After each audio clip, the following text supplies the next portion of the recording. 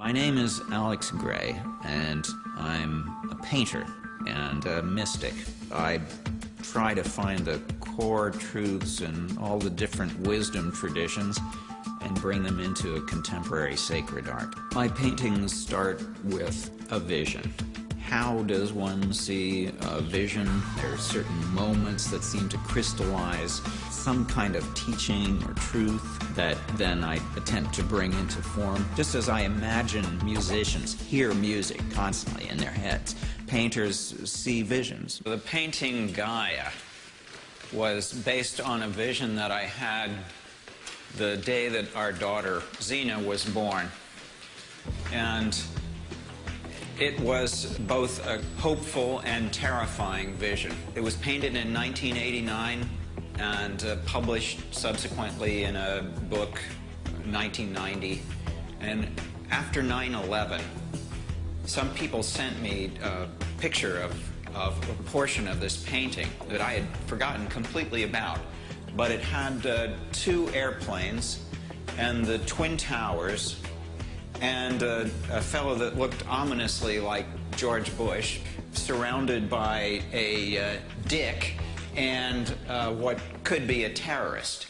The visions that I've had led me to interpret reality as having a sacred dimension. There can be a higher possibility that art can reach for, because art seems like it's intended for communication. It's a form of language. The painting Theologue was based on a profound meditation experience that I had, where I was staring into deep space and the electrical perspective grid that seemed to span infinitely in all directions. It gave me an insight into our minds, in that that's what we do all the time.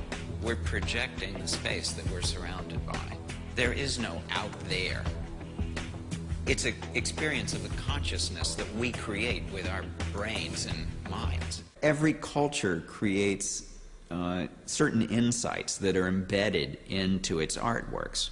And these are shared with the next generation and the next generation. This is the Sacred Mirror series.